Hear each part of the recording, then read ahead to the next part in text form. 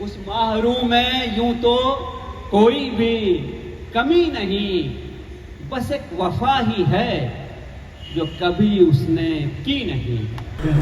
नमस्कार दोस्तों, आप देख रहे हैं सिटी न्यूज़ मुंबई। ये शख्स आप जो मेरे साथ देख रहे हैं देश की सेवा दे रहे हैं और बहुत बड़े आला अफसर है। आपको बता दें, भारत को आज़ाद करने में शायरों का बहुत बड़ा योगदान रहा है। उनके एक एक अशार ने देश में चिंगारी नहीं आग लगा दी और ऐसा वलवले अंगेज कारनामे हुए हैं कि हमें आज़ादी मिल गई। आज मेरे साथ जो शख्सियत खड़ी है वो एडीजी है महाराष्ट्र पुलिस में और साथ ही अपना विरसा कायम रखा है हमारे बुजुर्गों का।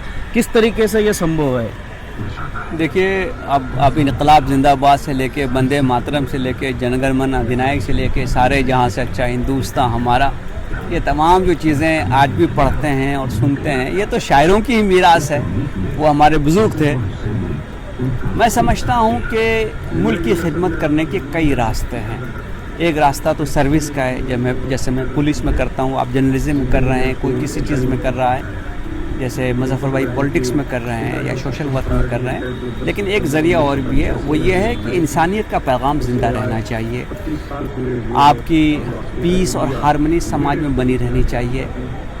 सच्चाई हमेशा डोमिनेट करनी चाहिए। गलती को पॉइंट आउट करना चाहिए। झूठ को सच से अलग करना चाहिए। और जहाँ समाज किसी गलत डायरेक्शन में जा रहा है उसको बताना भी ज़रूरी है। तो ये काम हमारे शायरों ने हर दौर में किया है।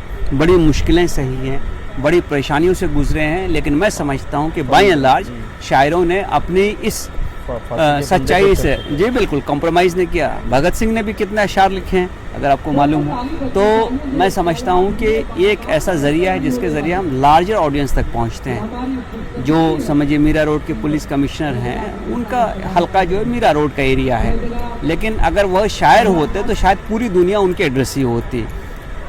वो जब तक यहाँ मौजूद हैं तब तक उनका पैगाम है, वो यहाँ से चले के पैगाम बंद हो जाएगा। लेकिन हसद मोहानी के इंतकाल को अब 100 साल हो गए, लेकिन इनकलाब जिंदाबाद आज भी ज़िंदा है। तो आप अपने टाइम के बियॉन्ड भी अगर ज़िंदा रहना चाहते हैं, अपनी बात पहुंचाना चाहते हैं, तो फिर तो आपको शायरी अदब से ही कुछ जुड़ना पड़ेगा।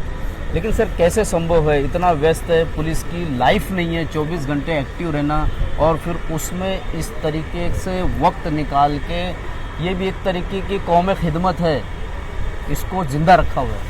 ये कैसे संभव है? आप मेरा सब ट्रेड सीक्रेट आज ही उगलवा लीजिएगा।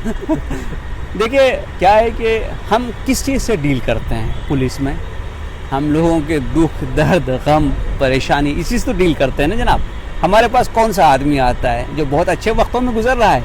नहीं, हमारे पास वो आदमी होता है जिसको चोट पहुंची होती है, जिसके साथ कोई नाइंसाफ़ी हुई है, जिसकी हक तलफी हुई है, जिसके जान माल आबरू के साथ ज़्यादती हुई है। इंसान अपने ट्रू इमोशन में उसी वक्त होता है जब उसको कोई दर्द पहुंचा होता है। आप अपनी हंसी नकली ला सकते हैं, आंसू नकली लाने के लिए बहुत मुश्किल लगती है। वो फिर आपको बहुत मशहूर और बहुत मशाक एक्टर होना चाहिए, ग्लिसरीन आंखों में डालना पड़ता है। तो इंसान अपने दुख दर्द के टाइम में बिल्कुल अपने असली शक्ल व सूरत में होता है, अपने असली इमोशंस में होता है। आप अपने बच्चे से जब इंटरेक्ट करते हैं तो क्या आपने उसमें कोई मसनवी चीज़ देखी है, कोई आर्टिफिशियल नहीं।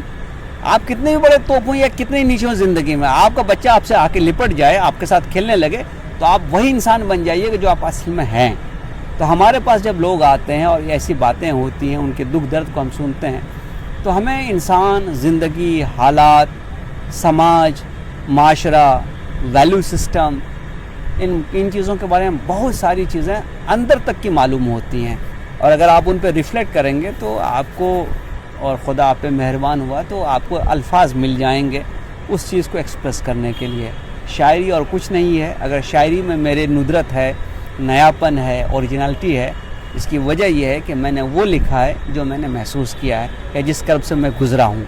तो इसीलिए ये चीज़ें मुझे ज़िंदा भी रखती हैं, हौसला भी देती हैं और मेरे गम और दुख का इलाज भी हैं। मेरा एक सवाल है आखिरी कि आज की तारीख में जिस तरीके से धर्म के प्रति द्वेष फैलाया जा रहा है, कवि भी इस पे आगे बढ़ रहे हैं। यहीं पर इस डायस पे मैंने देखा हूँ कि 2 कवित्री कहे या 2 शायर कहे जो कि गैर मुस्लिम है, मैं खास कहूँगा हिंदू है, लेकिन उन्होंने भी एकता की, एकजुटता की बात की। उनके भी अल्फाज इस तरीके से नहीं थे जिस तरीके से आजकल सोशल मीडिया पे लोग वायरल होने के लिए कुछ भी बकते हैं। मैं समझता हूँ कि अगर हम तमाम शोरे के खून का सैंपल लिया जाए तो क्या होगा, ए होगा, बी होगा, ए बी होगा या ओ होगा, यही 4 ग्रुप है ना। इंसान का खून एक जैसा है, हमारे जज्बे एक जैसे हैं, हमारे दुख और सुख एक जैसे हैं, हम एक दूसरे से अलग कैसे हो सकते हैं। हाँ, अगर हमारी कोई मसलहत है, हमारा कोई सेल्फ इंटरेस्ट है, वो इतना मुझ पे हावी है कि मैं इंसाफ खैर तकाज़े को भूल कर अपनी आँखों पे पट्टी बांध लूँ, तो खुदा ने मुझे एक मीडियम तो दिया है, वो है कलम। अब उस कलम को मैं सही इस्तेमाल करता हूँ, गलत इस्तेमाल करता हूँ, ये समाज खुद तय कर लेता है। आपने किसी ऐसे शायर के बारे में सुना है जो बहुत ज़्यादा जहर उगलता हो और आज भी उसके मरने के बाद उसे याद किया जाता हो? नहीं, वो वहीं दफन हो जाता है, उसका कलाम भी उसके साथ दफन हो जाता है। ज़िंदा कौन रहते हैं? जो इंसानियत की बात करते हैं, जो हम आहंगी की बात करते हैं, जो इंसान के दुख और दर्द और करब की बात करते हैं। अगर आप देखें कि दुनिया में सबसे ज़्यादा पढ़ा जाने वाला शायर कौन है? 2 शायर होंगे जो सिर्फ शायर हैं, या तो रूमी होंगे या उमर ख़याम होंगे। इंग्लिश में लीजिए शेक्सपियर होंगे। वो किन की बात करते हैं? वो क्या हिंदू, मुसलमान, सिख, ईसाई की बात करते हैं? वो इंसान की बात करते हैं। जो मीरास हमारी है, आपको चोट लगेगी आपको दर्द होगा, मुझे चोट लगेगी मुझे दर्द होगा। अगर हम सच्चाई से हट गए और मैं कहूँ कि आपकी चोट नकली है और मेरी चोट असली, तो मैं समझता हूँ कि मैं इंसानी रिश्तों का गद्दार हूँ। और अगर कोई आदमी इस लेवल पे उतर आए तो फिर उसके साथ सिर्फ हमदर्दी की जा सकती है। मेरा तो पैगाम मोहब्बत है। उस माहरू में यूं तो कोई भी कमी नहीं, उस माहरू में यूं तो कोई भी कमी नहीं, बस एक वफा ही है जो कभी उसने की नहीं। क्या बात। बस एक वफा ही है जो कभी उसने की नहीं, और तकसीम कर गया वो बिछड़ते हुए मुझे। तकसीम कर गया वो बिछड़ते हुए मुझे। ये जिंदगी भी पूरी तरह अब मेरी नहीं। सोचा था ये सब भटकाव है कुछ पल का, सूखी धरती से क्या रिश्ता बादल का। मैं सेहरा की मिट्टी हूँ, मुझको बादल से क्या काम। मैं सेहरा की मिट्टी हूँ, मुझको बादल से क्या काम। तुम बादल हो जलथल करना जिसका पैगाम। मैं सेहरा की मिट्टी हूँ, मुझको बादल से क्या काम। तुम बादल हो जलथल करना जिसका पैगाम। तुम क्यों बरसे हो मेरे सूखे आंगन में, तुम क्यों बरसे हो मेरे सूखे आंगन में। सब कुछ है बदला बदला सा अब तो मेरे जीवन में। तुम क्यों बरसे हो मेरे सूखे आंगन में। सब कुछ है बदला बदला सा अब तो मेरे जीवन में। दिल को अपने सपने देकर अब जाओ ना हमसे दूर। दिल को अपने सपने देकर अब जाओ ना हमसे दूर। पागल कुछ भी कर सकता है होकर दिल से मजबूर। दिल को अपने सपने देकर तुम जाओ ना हमसे दूर। पागल कुछ भी कर सकता है होकर दिल से मजबूर।